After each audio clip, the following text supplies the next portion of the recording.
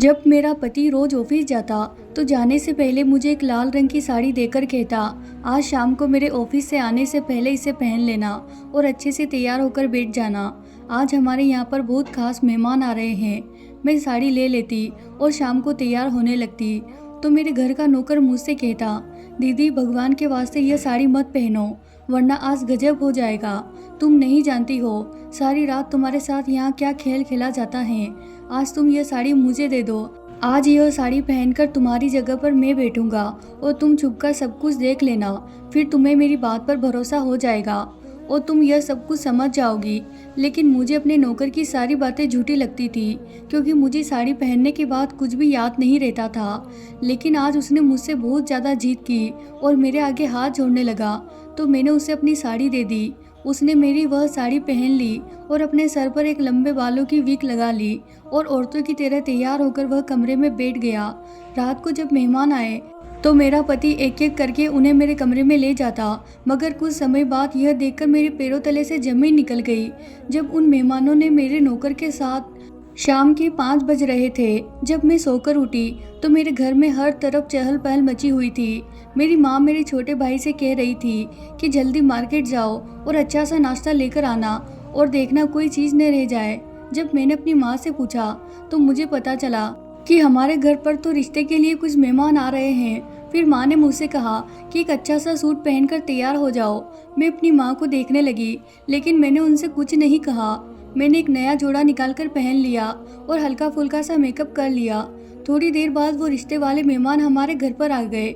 मैंने उनको drawing room में बिठाया और खुद भी उन्हीं के साथ बैठ गई। मुझे उन्होंने कहा कि मैं चाय बना लूं। घबराहट की वजह से मेरे तो हाथ पैर फूल रहे थे, पर मैंने चाय बनाई और जब मेरी माँ ने इशारा किया तो मैं चाय की ट्रे लेकर मेहमानों के सामने आकर बैठ गई।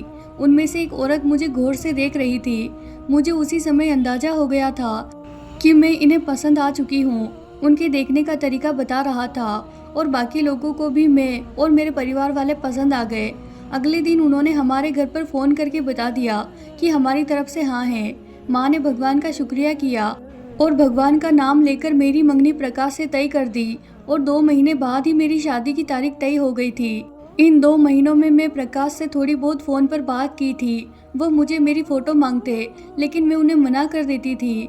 खैर हमारे इंतजार की घड़ियां खत्म हुई और वह दिन आ गया जब मैं प्रकाश की दुल्हन बनकर उनके घर पर आ गई थी। शादी की रात के बारे में जो सपने मैंने देखे थे वह सभी सच हो गए थे। मेरा घूंघट उठाते ही प्रकाश ने बहुत ज़्यादा तारीफ की और मेरा हाथ पकड़कर मुझसे कहने लगे कि तुम जानती हो मैं तुमसे कितनी मोहब्बत करता हूँ। जब मैं पहली बार तुम्हें देखा था उसी समय मैंने सोच लिया था कि मेरी दुल्हन बनने के लिए लायक सिर्फ तुम ही हो। तुम मुझे सारी लड़कियों से अलग लगी थी। मैं तुम्हारा जिंदगी भर बहुत ख्याल रखूंगा। मैं चाहता हूँ कि तुम हमेशा इतनी ही खूबसूरत दिखो। घर के कामों के लिए यहाँ बहुत सारे नौकर हैं। तुम्हें यहाँ पर कोई काम करने की ज़रूरत नहीं है। तुम बस मुझे खुश रखना और मेरे लिए हमेशा सज संवर कर रहना। मेरे लिए इतना ही बहुत है। उनकी यह बात सुनकर मुझे बहुत अच्छा लगा था। अब तो मैं भी उनकी दीवानी हो गई थी। उन्होंने अपने सारे वादे पूरे किए जो उन्होंने शादी की रात मुझे किए थे। वह रोज जब ऑफिस से घर आते तो मेरे लिए गिफ्ट जरूर लेकर आते थे। प्रकाश की मोहब्बत ने मुझे सब कुछ भुला दिया था। अब मैं पहले से भी ज़्यादा खूबसूरत हो गई थी। प्रकाश की मोहब्बत से मेरा रूप दिन दिन निखरने लगा था। जब मैं अपने मायके जाती तो मेरी दोस्त और मेरे पड़ोसी मुझे खूब गौर से देखते और मुझसे कहते कि तुम्हारी तो लॉटरी निकल गई। तुम्हें इतना मोहब्बत करने वाला पति मिला है। मोहब्बत में डूबे दिन रात ऐसे ही गुजरने लगे, यहाँ तक कि मेरी शादी को 4 महीने हो गए थे। एक दिन प्रकाश ने मुझसे कहा कि उन्हें किसी काम से दूसरे शहर जाना है और वह मुझे सुबह मायके छोड़कर चले जाएंगे और 20 दिन के बाद वह वापस आकर मुझे लेने आ जाएंगे। उनके ऑफिस की कोई मीटिंग थी इसीलिए उनका जाना बहुत ज़रूरी था। मैंने भी कहा ठीक है। प्रकाश ने मुझे शाम के टाइम मेरे मायके छोड़ दिया और खुद एयरपोर्ट की तरफ निकल गए। इसके बाद तो मेरी ज़िंदगी में जैसे तूफान सा आ गया। 20 दिनों के बाद प्रकाश मुझे मायके से तो ले गए लेकिन वह मुझे बहुत बदले बदले लग रहे थे। अब वह मुझसे बात भी बहुत कम करने लगे थे। उनकी आंखों में मुझे पहले वाली मोहब्बत नहीं दिखती थी। अब मुझे उनके साथ अजनबी सा फील होता था। अब उनका ज़्यादा समय ऑफिस में ही गुजरता। जब मैं उनसे इस बात की शिकायत करती तो वो मुझसे अपने बिजनेस का बहाना कर देते थे। कहने लगते थे कि मुझे ऑफिस में बहुत ज़्यादा काम होता है। कभी कहते हैं कि घर में हर ज़रूरत की चीज़ है, फिर तुम्हें किस चीज़ की ज़रूरत है। मैं अपने काम में बहुत ज़्यादा बिजी रहता हूँ, तुम्हें थोड़ा बर्दाश्त करना पड़ेगा। मैं उनसे कहती कि मुझे चीज़ों की नहीं, आपकी ज़रूरत है। मगर शायद अब प्रकाश के पास मेरे लिए वक्त नहीं था। मैं घर पर सारा सारा दिन अकेली बोर होती रहती थी। इसीलिए मैंने खाना पकाने वाली और सफाई करने वाली नौकरानी को छुट्टी दे दी। मैंने सोचा कि मैं घर का सारा काम अब खुद ही करूँगी। हो सकता है इसी से मेरा समय गुजर जाए और मुझे प्रकाश के इंतज़ार की तकलीफ भी नहीं सहनी पड़ेगी। लेकिन यह सिर्फ मेरा ख्याल ही था, क्योंकि मुझे घर का काम छोड़े हुए बहुत टाइम हो गया था। अब जब मैंने घर का कामकाज शुरू किया तो मेरी हिम्मत जवाब दे गई। मुझसे यह काम संभाला नहीं जा रहा था। मैंने परेशान होकर प्रकाश से कहा कि आप घर के कामकाज के लिए दोबारा कोई नौकरानी रख लीजिए, क्योंकि मुझसे अब इतना सारा काम नहीं होता। लेकिन प्रकाश कहने लगे कि अब हमें कोई नौकर की ज़रूरत नहीं है। वैसे भी घर में होता ही कौन है, एक मैं हूँ और एक तुम हो, और दो लोगों का खाना बनाना कोई बड़ी बात नहीं है। प्रकाश का यह जवाब सुनकर तो मैं हैरान रह गई, क्योंकि वह तो मुझे हमेशा सजने संवरने की बात करते थे और मुझसे कहते थे कि तुम्हें किसी भी काम को हाथ लगाने की कोई ज़रूरत नहीं है। और आज वही इंसान मुझे नौकरों की सैलरी पर बहस कर रहा था। यह सब सुनकर मेरा तो दिल टूट गया था, लेकिन मैंने उनसे कोई शिकायत नहीं की। अगले दिन प्रकाश ऑफिस से घर वापस आए तो वह मुझे बहुत खुश लग रहे थे। अब जब मैं उनसे वजह पूछी तो कहने लगे कि मेरे पास एक गुड न्यूज़ है, लेकिन वह मैं तुम्हें कल बताऊंगा। फिलहाल तुम मेरे लिए खाना लगा दो, मुझे बहुत भूख लग रही है। मैं सोचने लगी कि आखिर ऐसी क्या बात है जो आज ही इतना खुश है, लेकिन मैं उनकी आदत को अच्छे तरीके से जानती थी। जब वह कोई बात बताने से मना कर दिया करते थे तो फिर वह बताते ही नहीं थे। मैं भी चुप हो गई और खामोशी से अगले दिन का इंतजार करने लगी। शाम के समय में उनका इंतजार कर रही थी कि दरवाजे पर किसी ने बेल बजाई।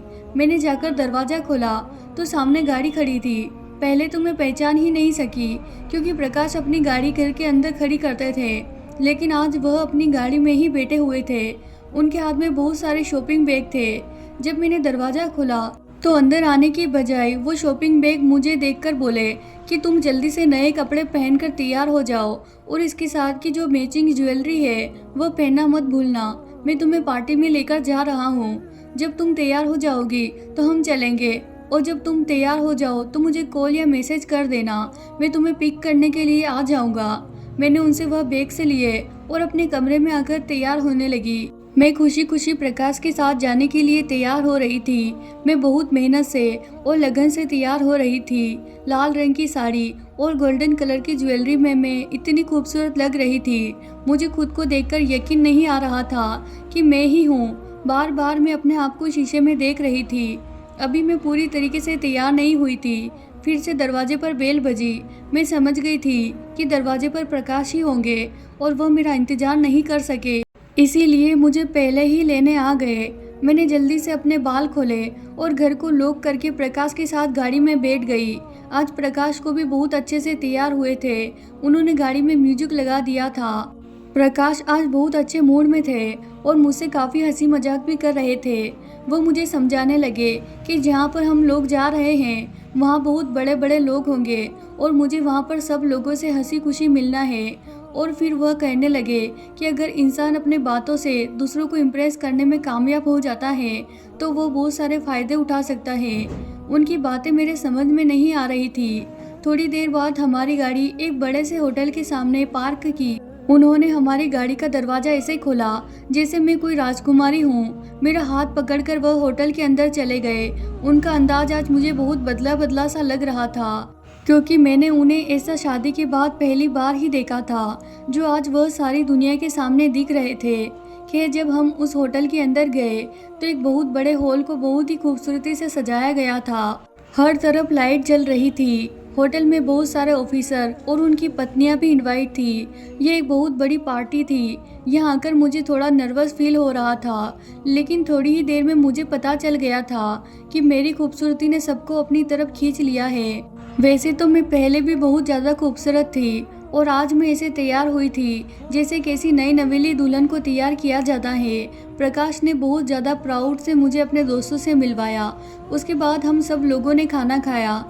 और वहाँ हल्का हल्का म्यूजिक भी बज रहा था। यह माहौल मेरे लिए बहुत ही अजनबी सा था। ज़िंदगी में पहली बार मैंने इतने सारे लोगों के सामने बैठकर खाना खाया था, जिसने मुझे बहुत घबराहट हो रही थी। लेकिन मैं प्रकाश का साथ दे रही थी क्योंकि आज वह बहुत ज़्यादा खुश थे। मुझे कुछ देर से ऐसा लग रहा था कि हमारे पास वाली टेबल पर जो आदमी बैठा है वह बराबर मुझे देख रहा था। उसका देखना मुझे कुछ ठीक नहीं लग रहा था और मुझे उसके देखने से उलझन हो रही थी। थोड़ी देर के बाद वह अपने टेबल से उठकर हमारे साथ ही हमारी टेबल पर आकर बैठ गया। बात करते करते पता चला कि वह मेरे पति प्रकाश का सीनियर ऑफिसर था, लेकिन उसे देखने से कहीं से भी नहीं लग रहा था कि वह सीनियर है। प्रकाश ने मुझे उससे मिलाया। उसे हाथ मिलाने के लिए अपना हाथ आगे किया। ना चाहते हुए भी मुझे सबके सामने उसे हाथ मिलाना पड़ा। हाथ मिलाते हुए उसने मेरा हाथ अपने हाथ से हल्के से दबा दिया था। उसकी हरकत मुझे बहुत बुरी लगी थी। प्रकाश ने भी यह बात नोटिस की थी, लेकिन उन्होंने कुछ भी नहीं कहा। वह चुप रहे।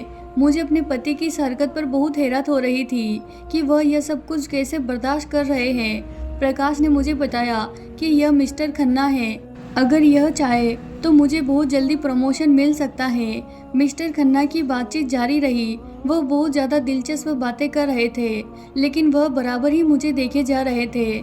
जब पार्टी खत्म हुई तो मिस्टर खन्ना मेरे पति से हंस हंस कर बातें करने लगे। वह उनके साथ साथ ही चलते हुए होटल से बाहर आ गए।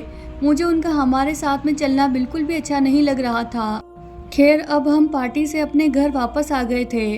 प्रकाश ने अब घर आकर मुझे शुक्रिया अदा किया क्योंकि पार्टी में मैं उनका पूरा साथ दिया था। ऐसी खुशी में प्रकाश ने मुझसे वादा किया कि वह जल्दी ही घर में किसी नौकरानी का इंतजाम कर देंगे।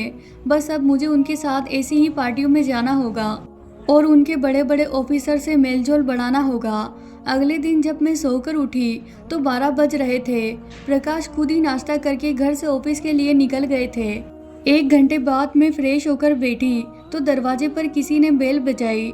उस समय मेरे पति घर पर नहीं होते थे और वह उस समय कभी घर पर आते भी नहीं थे। मैं सोच रही थी कि पता नहीं कौन है। जब मैं दरवाज़ा खोला तो प्रकाश ही थे। उनके उस समय घर पर आने पर मुझे बहुत ज़्यादा हैरत हुई, लेकिन उनके बराबर में मैंने एक लड़के को खड़ा हुआ देखा तो मैं समझ गई थी कि लड़के की उम्र 16-17 साल की होगी। उसका रंग सफ़ेद और सुर्ख था। प्रकाश ने मुझे उस लड़के से मिलवाया। मुझसे कहने लगे कि यह शामू है, बहुत ही जिम्मेदार और शरीफ बच्चा है, हर काम करना जानता है। इसने कुछ समय पहले होटल में भी काम किया है। यह घर के सारे कामों से लेकर गाड़ी चलाना भी जानता है। प्रकाश ने उसकी तरफ इशारा करते हुए इसका कंधा थपथपाया तो उसने अपनी नज़रें नीची कर ली। मुझे उसका यह अंदाज बहुत अच्छा लगा। प्रकाश ने मुझे बताया कि यह बहुत ही गरीब घर से है। आज सुबह तुम सो रही थी तो मैं घर से नाश्ता किए बगैर ही चला गया था। मैंने सोचा कि मैं किसी ढाबे पर ही नाश्ता कर लूँगा। वहाँ मेरी मुलाकात शामू से हुई। यह मुझसे बहुत दिल से मिला और उसने मुझे बहुत अच्छा नाश्ता बनाकर खिलाया। मैं इसे ज़्यादा तनख्वाह देने की बात करके अपने साथ में लेकर आ गया। यह तुम्हारी हर काम में मदद करेगा और तुम्हारे छोटे भाई की तरह ख्याल रखेगा, है ना शामू? उन्होंने शामू की तरफ देखा तो उसने जी हाँ में सर हिला दिया। मैं भी सुकून में हो गई थी कि नौकरों की फौज से जान छूटी। अच्छा है, एक ही नौकर घर के सारे काम कर लेगा। मुझे भी आसानी होगी और ज़्यादा सर खपाना भी नहीं पड़ेगा।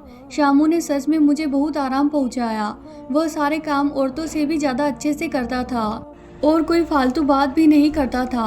अब मैं बहुत ज़्यादा चैन से हो गई थी। शामू से मुझे बहुत ज़्यादा हमदर्दी हो गई थी।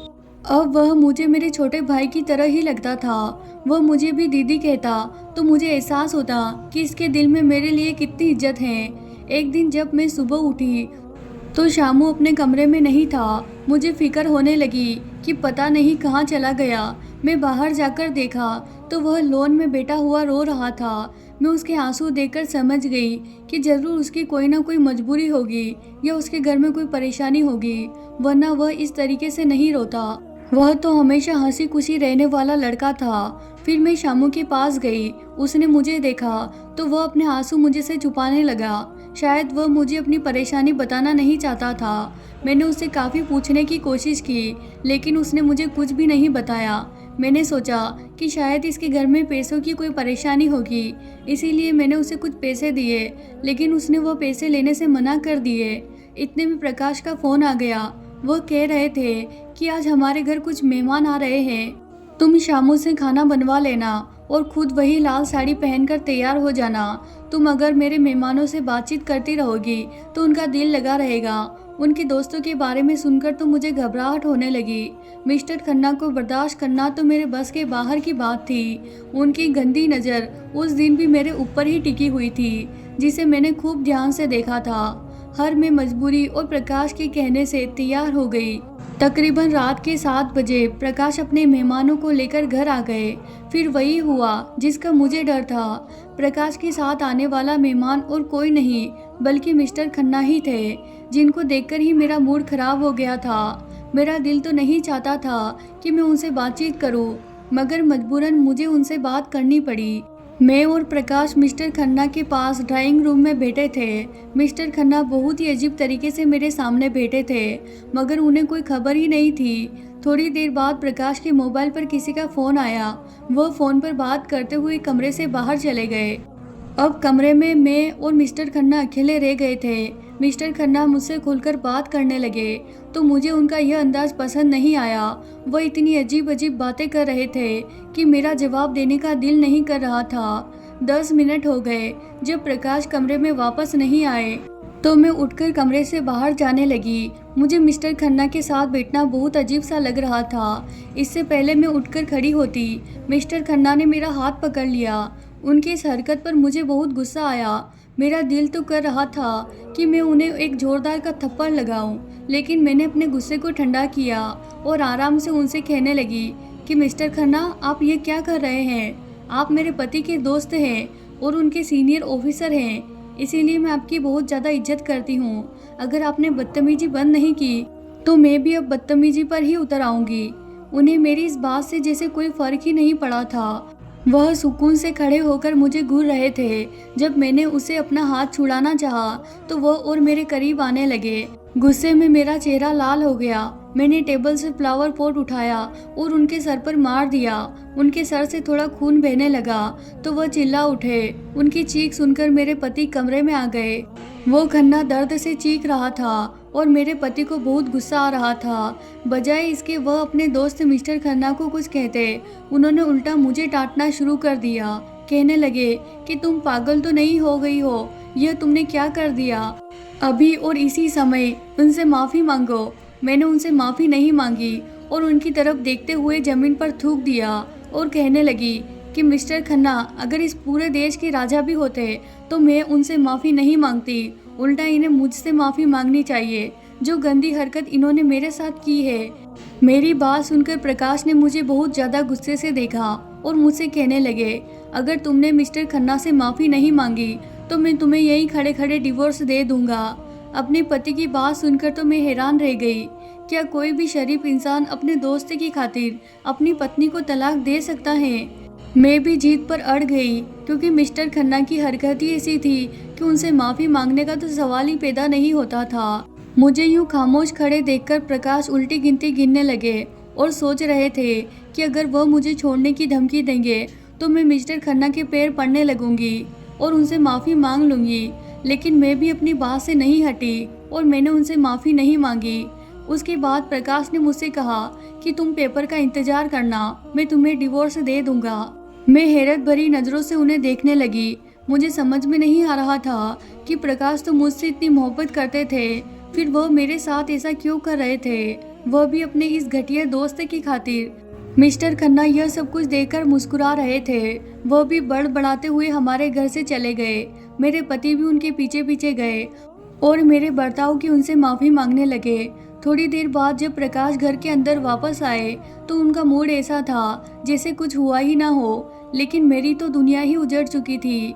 मैंने अपने कमरे में जाकर अपना बैग पैक करना शुरू कर दिया और इस समय घर से निकलने लगी तो प्रकाश ने मुझे कमरे में बंद कर दिया।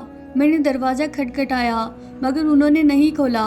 थोड़ी देर बाद वह अंदर आए और मुझसे कहने लगे कि अगर क्या हुआ, मैंने जो कुछ भी तुमसे कहा है वो गुस्से में अगर कह दिया कि हमारी बरसों की मोहब्बत मेरी छोटी सी बात पर ख़त्म हो जाएगी। गवाह लड़कियों की तरह हंगामा मत करो, जो कुछ भी हुआ है उसे भूल जाओ और खबरदार, जो तुमने घर से निकलने की कोशिश भी की, मैं तुम्हारी टांगें तोड़ दूंगा। वैसे भी दरवाजे पर लॉक लगा हुआ है, तुम्हें बाहर जाने की जरूरत भी नहीं है और इजाज़त भी नहीं। जब तक मैं ना कहूँ, तुम घर से एक कदम बाहर नहीं निकल सकती। तुम्हें हर सूरत में मेरे ऑफिसर को कुछ करना होगा, वरना मुझसे बुरा कोई नहीं होगा। अपने पति का ऐसा रूप देखकर तो मेरे पैरों तले से जमीन निकल गई। प्रकाश इस हद तक घिर सकते थे, मैंने कभी सपने में भी नहीं सोचा था। इस सारे हंगामे की खबर शामू को भी हो चुकी थी, क्योंकि कमरे में पड़े फ्लावर पॉट के टुकड़े समेटने के लिए मैंने उसे ही कहा था। अब जब प्रकाश ने मुझे यहाँ कमरे में बंद कर दिया था और मैं शामू के रहमो करम पर आ गई थी, मेरे पति ने उसे सख्ती से समझाया था कि मुझसे कोई बात ना करे। अगले दिन प्रकाश घर से ऑफिस के लिए चले गए। उनके कहने के अनुसार शामू ने मुझे खाना दिया। मैं अपने ही घर में कैद होकर रह गई थी और अपनी नौकर की मोहताज हो गई थी। मैंने शामू को उसकी माँ और बहन का वास्ता दिया और उसके आगे हाथ जोड़कर मदद मांगी, तो उसका दिल भी मेरे लिए पिघल गया और कहने लगा कि दीदी, तुम फिक्र मत करो, तुम्हारी इज्जत की जिम्मेदारी अब मेरी है। अब कोई तुम्हें छू भी नहीं सकता।